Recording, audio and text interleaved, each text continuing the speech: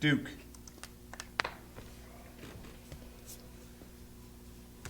Duke. Oh, hey guys. Hey. What's happening? Hey. What's your favorite? No, I'm just curious. What? I think we already asked you what your favorite Martin Luther King moment was. Yes. In the spirit of it, though, let's continue the conversation. What do you think is the worst Martin Luther King moment? Well, is there any other moment besides his death? There you go. This is a trick question.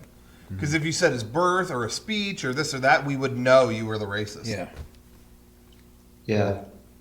I had a feeling about that. Anyway, I called in not really with a question, but more of a recommendation.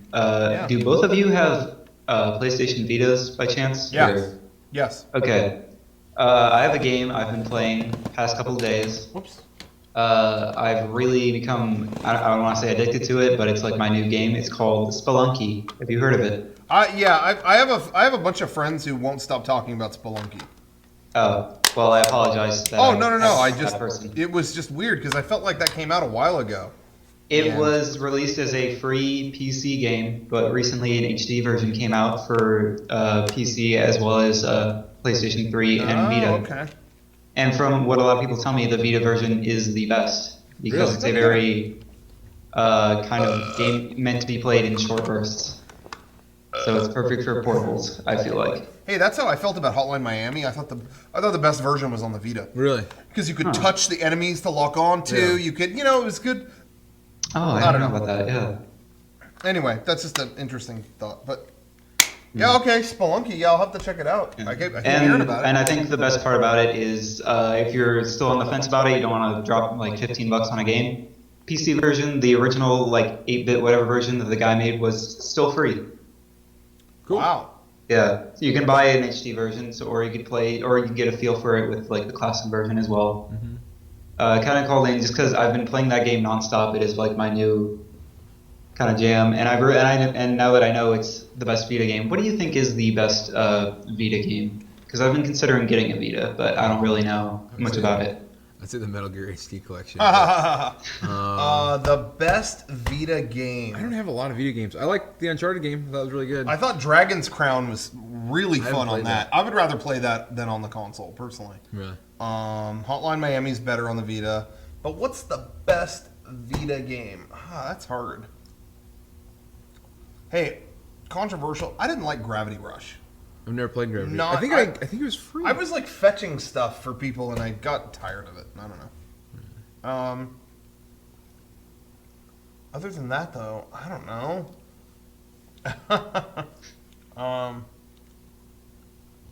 Trying to think, what else have I gotten for it?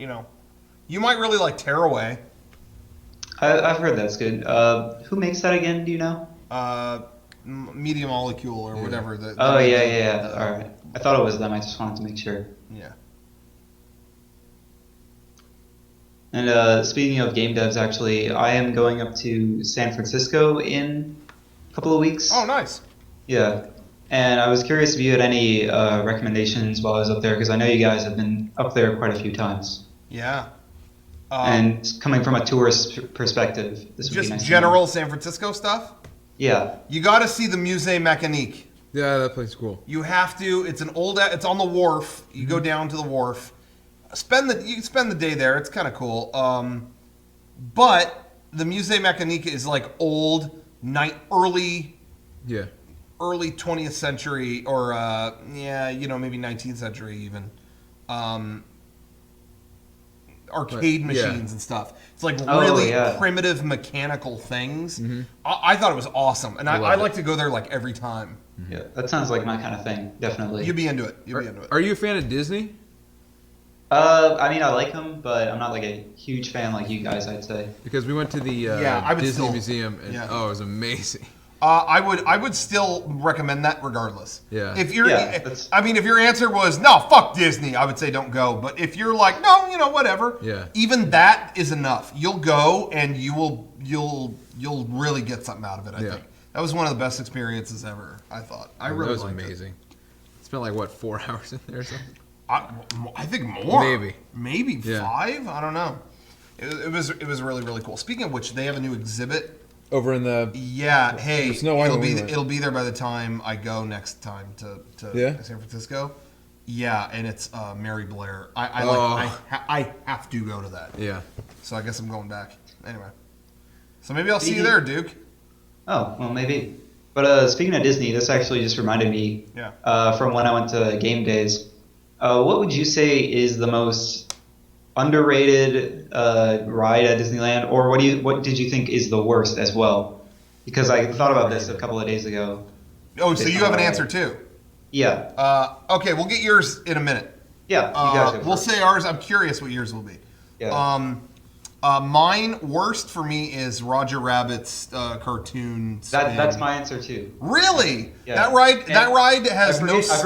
I forget who said it. We talked about it. It has no soul. Yeah. No. It is soulless. It is there to show you the characters from a movie. Goodbye.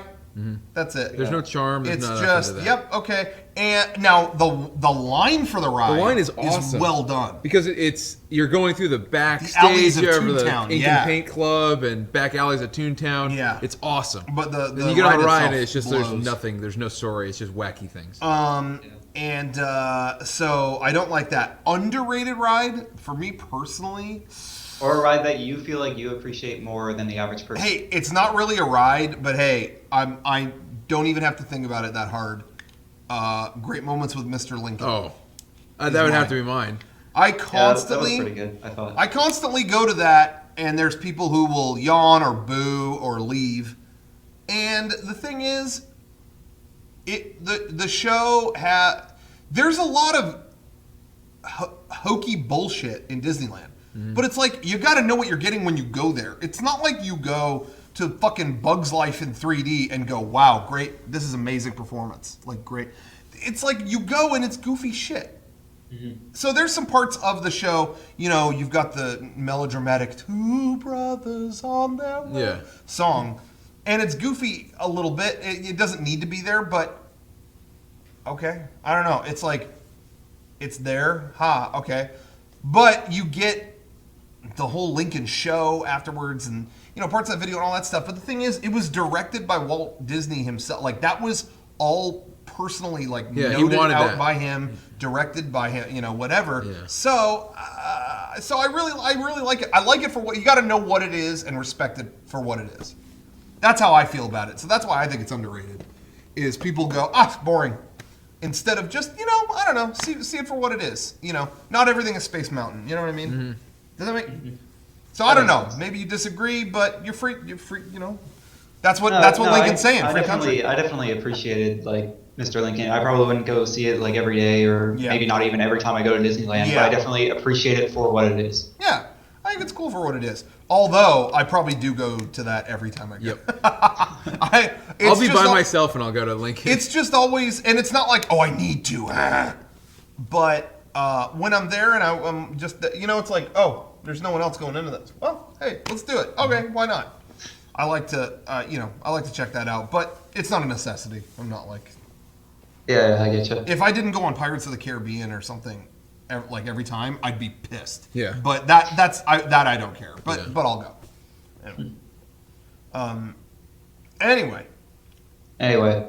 I think mine, it's kind of a silly thing to say, but I really enjoyed riding on the Winnie the Pooh ride. Really? Yeah. That's fun. I think it's the best of those kind of storybook kind of rides. But a lot of them are set up in the same way. And I think it's the best one of those. And in addition to that, I had that Winnie the Pooh VHS as a kid with all 3 shorts on it, and I watched that all the time. I did too. So it really did bring me back, and it had I thought it had way better effects than something like Roger Rabbit, for example. Yeah, I like it better than Roger Rabbit. When it goes into the dream sequence, now we're talking. Yeah. Pooh is par for the course for me. I don't. I'm always down for it, but it's like, I don't know. That came at a time that I think that they weren't. It was. It's no more or less than that. Than what it is. I just appreciate it because it appealed to my childhood specifically. Yeah. Because that was probably the Disney movie I watched the most as a kid. Sure. Well, that makes and sense. it was also very funny seeing when we all went on that ride. The ride operator was not expecting that. And No. Yeah, and I explicitly remember him on a phone with someone, I can't imagine who, and hanging up the phone with the answer, great, and then click, hang up. Oh, wow. I don't know if it's the same guy, but that time that we went on Pooh at Game Days, as we rode by, he belched. I remember that. It was like, cool, thanks. Yep. And then I was there recently with somebody, and we heard him hit the wrong button and go, oh, shit. So, yeah, great employee. Yep. Really good employee that works at Winnie the Pooh ride. Yeah. Yeah, And especially Winnie the Pooh. I wish I had a photo of him or snapped one. I can picture him completely, but oh well. Mm. Anyway. What was the name of the employee? You know him, the guy who hosted the Tiki Room for us. Maynard. Yeah, Maynard. He was famous. Great. Yeah, that guy's very famous amongst that crowd. Oh, I didn't know he was like actually well known. Oh, he was a really nice person. He does the Haunted Mansion too. I'd like to go on the Haunted Mansion someday, but I don't think I ever will because it's never around game days. Oh yeah, that does suck. Yeah.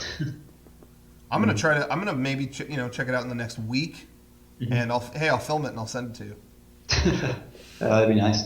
Cool. So have either of you guys ever been to Disney World? Nope. No, I've been to like all the other parks, but not that one. Oh, I figured. That's the one I've been to, but even then, that was 10, 15 years ago. And I have to say, the best part of Disney World, I think, this was back when I was a kid, but just entering the park is very surreal because it was originally like a well-forested off area that was meant to make you think like you are literally entering another world that is just full of Disney stuff. Wow, that's cool. Yeah. And I mean, I can't speak for it now because that was, in the middle of the 90s and here we are now. But I remember thinking, like, as a kid, this is really cool. It does kind of feel like I'm in a different place as opposed to just a park. Yeah, yeah. That's cool. Yeah. I think you should definitely check it out at least once. Okay, yeah. I mean, I will at some point in my life for sure. I wasn't in a huge rush because, like I said, I've been to the other ones, and I thought they were okay. I enjoyed the European Disneyland. I thought there was some cool stuff, but otherwise, whatever. So I'll do it at some point. Yeah. All right. Well, thanks for taking my call, guys. No problem. Thank you. Nothing else to say. So thanks for calling in. all right. See you later. Have a good one.